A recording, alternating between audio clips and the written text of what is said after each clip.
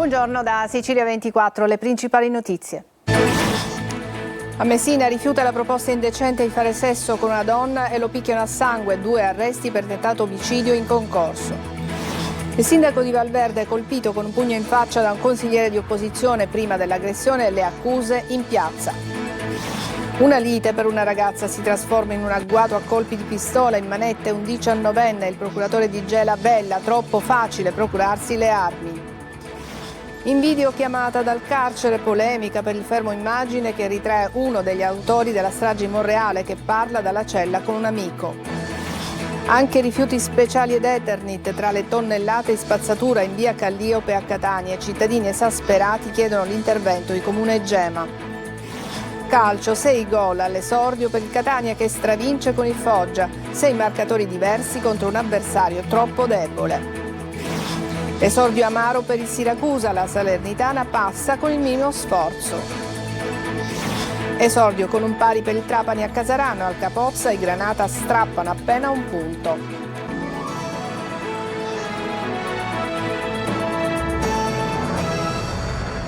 Bentrovati, massacrato e quasi ucciso per aver rifiutato di fare sesso con una donna. A Messina 2 stranieri sono stati arrestati per tentato omicidio. Al rifiuto della proposta indecente l'uomo e la donna avrebbero iniziato il pestaggio, culminato con una bottiglia rotta come arma per tagliargli la gola. Francesco Triolo.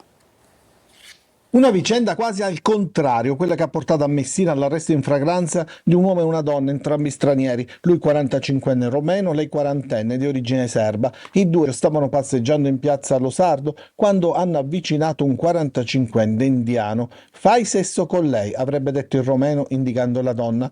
Al no dell'uomo è scattata l'aggressione a sangue. I 2 lo hanno picchiato con calci e pugni al volto, anche una volta a terra, ferito alla gola con una bottiglia di vetro frantumata.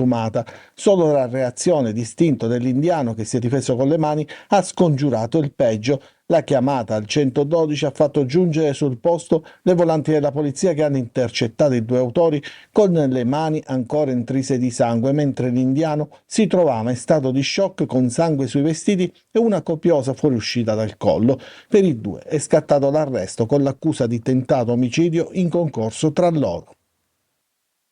Il sindaco di Valverde, Domenico Caggeggi, è stato aggredito a pochi passi dal Palazzo di Città da un consigliere comunale d'opposizione che gli ha sferrato un pugno in pieno viso in piazza del Santuario, a pochi passi dal municipio del paese. Prima di colpirlo, ricostruisce il sito lasicilia.it che riporta la notizia, lo avrebbe insultato e accusato: mi stai togliendo il pane per mangiare. Il consigliere d'opposizione accusa il sindaco di allontanare clientela dalla sua attività imprenditoriale e di pilotarla dai concorrenti, fatto che Caggeggi assolutamente smentisce. Adesso andiamo a Gela, una lite per una ragazza, una rivalità tra adolescenti che si trasforma in un agguato con 5 colpi di pistola. Un 19enne è stato arrestato con l'accusa di tentato omicidio. Il procuratore di Gela, Vella, dice è un'emergenza quella delle armi tra i giovani. Gerry Italia.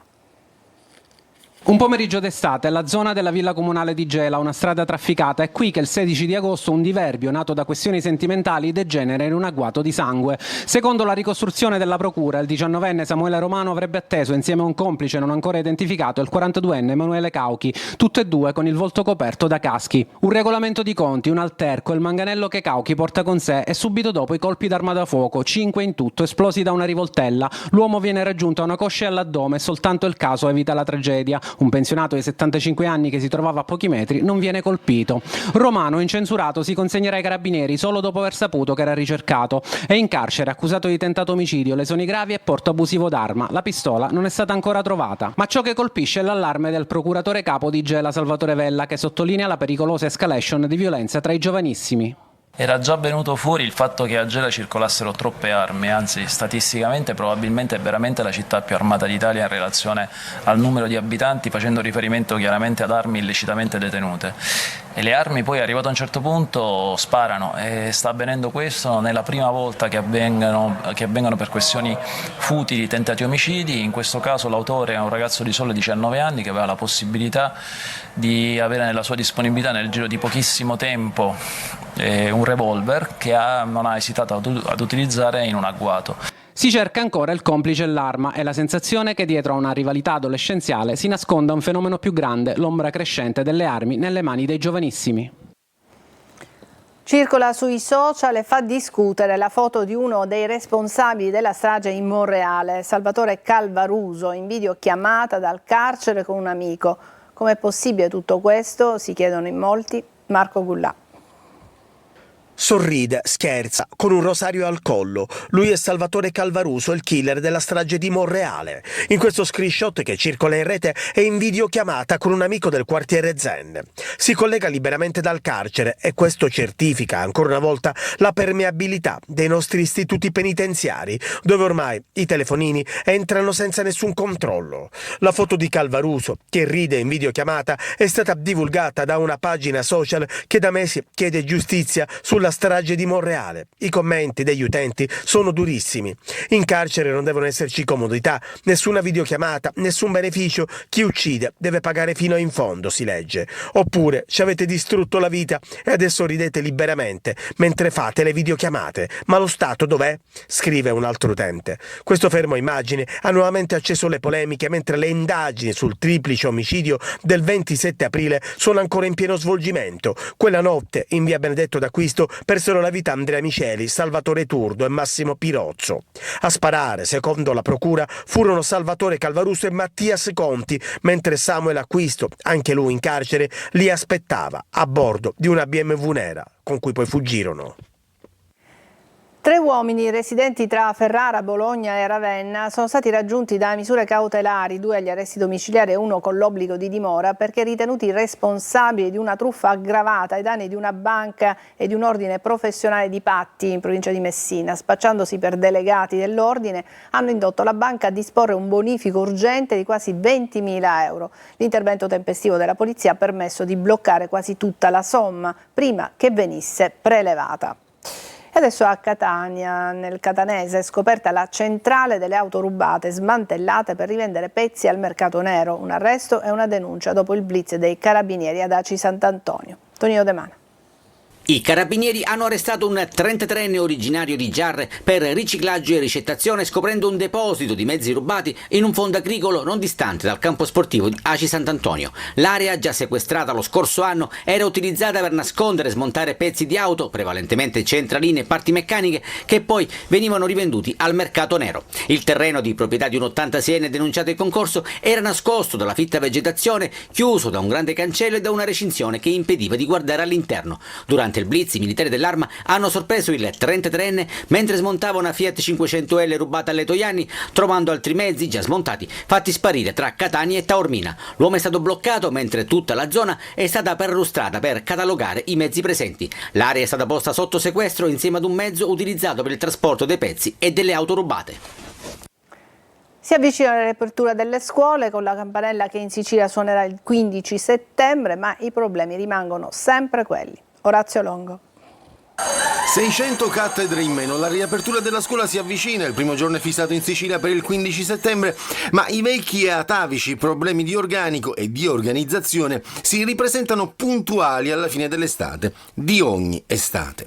Il mantra ormai è sempre quello, un'unica parola che non è merito, ricerca, sviluppo, sostegno, ma è tagli.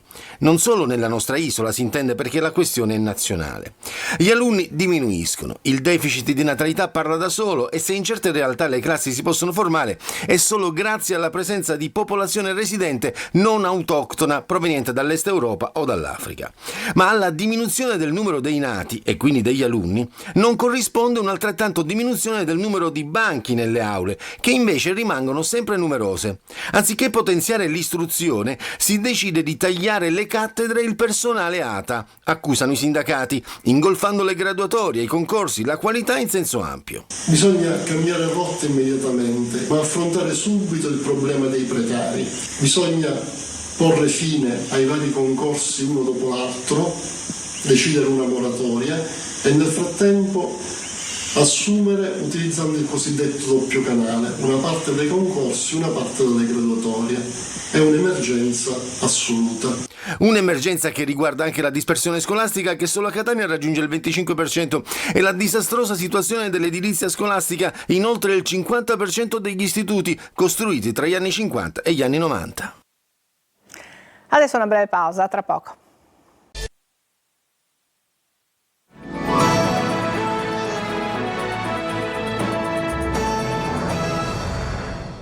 Tantissimi cumuli di spazzatura in via Calliope a Catania. I cittadini esasperati chiedono l'intervento dell'amministrazione comunale e di Gema. Tonino De Mana. Tonnellate e tonnellate di spazzatura riversate sulla strada che pian piano diventa sempre più piccola, rendendo problematico il passaggio delle auto. Rifiuti speciali e non che vengono bruciati. Eternit, con le sue cancerogene fibre d'amianto, disseminato in ogni angolo. A Catania peggiora di ora in ora la situazione in via Calliope, ormai ridotta in una mega discarica e con il rischio incendi che toglie il sonno a residenti ed operatori commerciali di Fondo Romeo.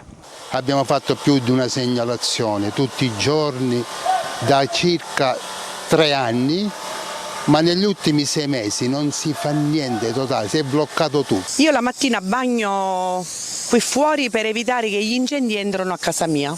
Rischio incendi, ma non solo. Da queste parti il vero incubo è la spazzatura. Io sono una cittadina che paga i rifiuti. La Gema davanti a casa mia non passa, non viene a raccogliere i rifiuti. Cosa devo fare, signor Sindaco? Ho fatto tanti appelli, li ho chiamati, tempestati di telefonate, di messaggi, di fotografie della spazzatura, ma loro non vengono, non mi ascoltano. Purtroppo la spazzatura la raccolgono solamente in via della Regione. Come mai qua in via Calliope non passano mai? La bomba ecologica di Fondo Romeo è purtroppo conosciuta dall'amministrazione Trantino. Dopo i nostri servizi denuncia, il 30 ottobre scorso era stato effettuato un maxi intervento di bonifica. Oggi la situazione è tornata come prima, anzi peggio di prima. Alla Valle dei Templi di Agrigento il sorgere del sole ha fatto da cornice allo spettacolo Il risveglio degli dei. Sentiamo Davide Sardo. Un'alba carica di suggestione ha accolto nella Valle dei Templi di Agrigento lo spettacolo multimediale Il risveglio degli dei, firmato da Savatteri Produzioni. Alle prime luci del giorno, davanti al Tempio della Concordia, la magia del mito si è fusa con la forza della natura. Luci, musiche e narrazione hanno accompagnato il sorgere del sole, trasformando l'area archeologica in un palcoscenico a cielo aperto. Tra proiezioni, coreografie e scenografie evocative, divinità e figure mitologiche hanno preso vita, restituendo al pubblico l'atmosfera della grande Akragas.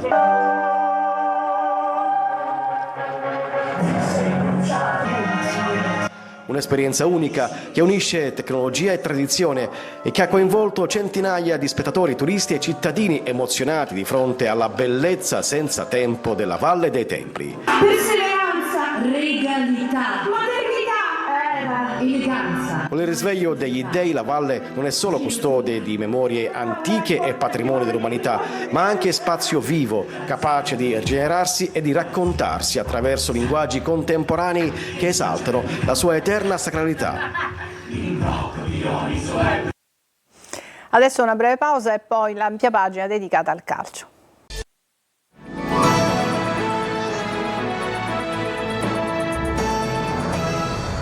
Eccoci al calcio, il Catania si gode il successo sul Foggia e pensa al mercato. Si cercano un attaccante con Caturano sempre in primo piano e un centrocampista. Marco Carli. 6-0. Il Catania domina l'esordio con il malcapitato Foggia. Sul risultato pesa l'inesperienza della squadra avversaria, composta da molti giovani che non possono opporre resistenza. Ma il sentore del possibile Catania che verrà c'è stato, in attesa di avversari di maggior calibro e dell'ultima settimana di mercato. L'alternativa sulla tre quarti, per esempio, Jimenez, Ciccerelli, Stoppa, D'Ausilio, sono un lusso. Oppure la forza degli esterni. Casasola si inserisce, si rende pericoloso e ispira, come nel primo gol. Su il lancio per Jimenez, rigore e gol di Ciccerelli che parte da dove aveva finito a terra. L'esterno destro ispira anche Donnarumma per il secondo gol, da quarto a quarto, tutto bello e tutto facile, come lo stacco di Gherardi che vale il 3-0 e la partita in ghiaccio dopo mezz'ora. Forte su rigore, da lui procurato dopo assist del solito Casasola, completa il poker a fine primo tempo. Nella ripresa, altre iniezioni di qualità, D'Ausilio lotta, pressa, corre, finta e inventa una bordata sotto la traversa. Poi Lunetta chiude il set dopo una fantastica rovesciata di Raimo. Toscano applaude, stigmatizza alcuni errori che ci sono comunque stati e pensa al prossimo avversario con il mercato di mezzo. A proposito, Caturano, nonostante le parole del tecnico del Potenza, resta un obiettivo, il primario per il Catania, ma va trovato l'accordo con i lucani. Come anticipato nel corso di anteprima corner ci sono però delle alternative. La prima al momento è Gori dell'Avellino. Leonardi, come abbiamo sempre ripetuto, è un investimento per il futuro con la possibilità di essere girato in prestito in una squadra del girone settentrionale. A centrocampo non ci dovrebbe volere tanto tempo per rivedere Di Tacchio in gruppo, ma restano in piedi le strade che portano ad un altro mediano. Buglio della Juve Stabio, un giocatore seguito eventualmente in uno scambio con Quaini, e sullo sfondo resta Tascone del Foggia. Siracusa impreciso, la Salernitana passa con il minimo sforzo grazie al rigore di Knezovic. Marco Petrolito. Esordio amaro per il Siracusa, che esce a testa alta e con un certo rammarico dalla Rechi di Salerno dopo aver disputato una gara molto attenta e creato diverse occasioni da gol. L'1-0 finale per i campani porta la firma di Knezovic, che al 34esimo su rigore decide una partita che gli aretusei avrebbero meritato di pareggiare. Le occasioni migliori per la squadra di Turati sono di Puzzone, che al 13esimo calcia al lato della porta difesa da Antonio Donnarumma, e dopo il gol della Salernitana quella di Limonelli, che prova per 2 volte a trovare la via della rete al 39esimo e al 44esimo senza riuscire ad essere preciso. Salernitana che grazie agli innesti di mister Raffaele torna a rendersi pericoloso a metà ripresa, sfiorando il raddoppio al 68esimo con Capomaggio, ma che nel finale tra il 75esimo ed il 76esimo rischia grosso per altre 2 volte e si salva grazie all'imprecisione di Di Paolo e di Job, che mandano al lato da ottima posizione. Da segnalare infine l'espulsione di Limonelli, con i campani che nel lungo recupero concesso dal direttore Rigara riescono a gestire e a conquistare i 3 punti, nonostante una prova non del tutto convincente. Esordio con un pari per il Trapani, che a Casarano rischia grosso contro una squadra superiore sul piano del gioco. Il portiere Galeotti, il migliore dei Granata. Adesso sentiamo Franco Cammarasata. Al Capozza di Casarano il Trapani strappa un punto che vale oro visto l'andamento della partita, risultato determinato da 4 interventi risolutivi del portiere Granata Galeotti, decisamente il migliore dei suoi, e dall'imprecisione sotto porta degli avanti del Casarano, che ha avuto una decina di occasioni per portarsi in vantaggio. I Granata hanno iniziato col piede giusto, subito pericolosi al quarto con un sinistro di Fischhaller parato da Chiorra, ma subito dopo hanno lasciato l'iniziativa al Casarano, nettamente superiore sul piano del gioco. La squadra pugliese ha sfiorato il gol al 6°, al 13° e al 27°, mentre al 29° è stato Galeotti ad opporsi ad una conclusione di Pinto. Ripresa sullo stesso cliché, anche quando Aronica cambia modulo inserendo una punta in più. Galeotti deve rifugiarsi in angolo al 55° e al 64° su tiri di Chirico e Caiozzo, mentre al 65° gli dà una mano negro che salva sulla linea una conclusione debole di Marcore. All'87° il Trapani fa sapere di essere vivo anche in attacco, va alla conclusione con Grandolfo, ma è fuori misura. All'88° il Casarano concretizza gli sforzi andando in gol con Zanaboni, ma l'arbitro annulla per un fallo dell'attaccante su Chiareghin. Il Trapani trova così un punto, ma dalla lezione di Casarano deve partire per trovare gioco e identità. È tutto per questa edizione di Sicilia 24, prossimo appuntamento alle 14. Grazie per averci seguito, buona giornata.